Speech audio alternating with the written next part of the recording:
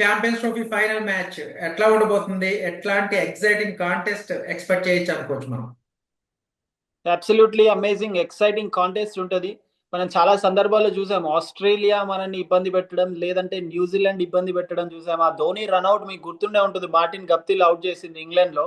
అప్పుడు న్యూజిలాండ్ తోనే ఇండియా కొంచెం ఎదురు దెబ్బ చవి చూడాల్సి వచ్చింది. 2023 వరల్డ్ కప్ ఫైనల్లో చూసాం ఆస్ట్రేలియా, 2003 వరల్డ్ కప్ ఫైనల్లో చూసాం ఆస్ట్రేలియా. సో ఇలా చెప్పుకుంటూ పోతే ఆస్ట్రేలియా, న్యూజిలాండ్ ఆ రెండు టీమ్స్ కంబైన్డ్ గా ఇండియాకి ప్రతిసారి అడ్డుకట్ట వేస్తూనే వస్తున్నాయి.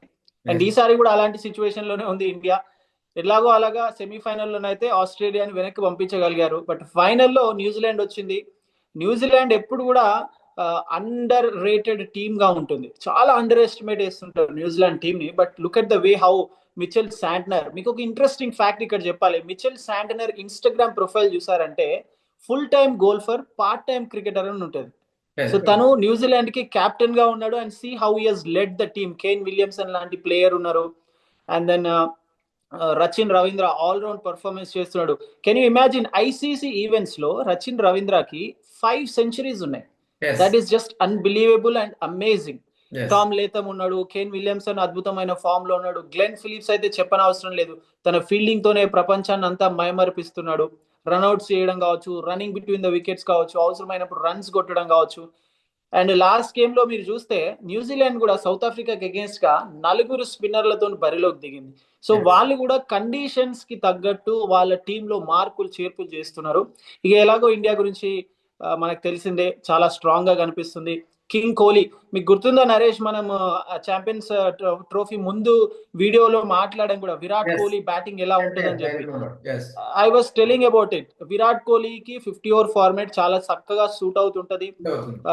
పాకిస్తాన్ లాంటి టీం మీద, అలాంటి టీం మీద ఎప్పుడైతే తన మీద ఎక్కువ ప్రెషర్ ఉంటుందో, ఒక స్ట్రాంగ్ టీం లేదంటే ఒక స్ట్రాంగ్ అపోనెంట్ తో తను కంపల్సరీ కంబ్యాక్ చేస్తారని చెప్పి. సో రెండు ఒక couple crucial of weeks match, రెండు నాట్. క్రూషియల్ మ్యాచ్ లో కూడా మంచి యా, ఇన్నింగ్స్.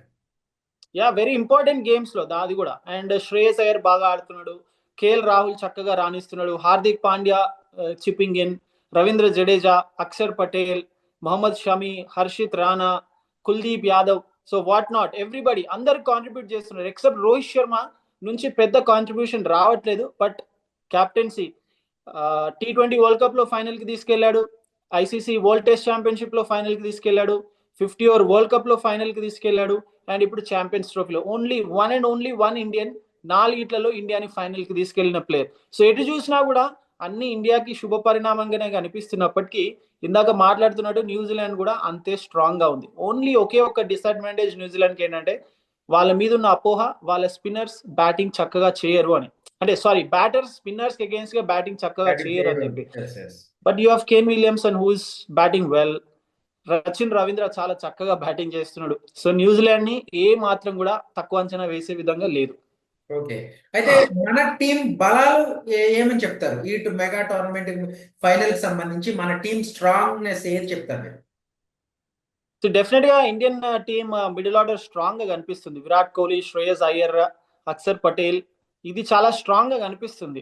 మనం గౌతమ్ గంభీర్ ని చాలా వరకు క్రిటిసైజ్ చేశారు, ఏంటి కేఎల్ రాహుల్ ని లేట్ డౌన్ ద ఆర్డర్ పంపిస్తున్నాడు, అక్షర్ పటేల్ ని టాప్ ఆఫ్ ది పంపిస్తున్నాడు.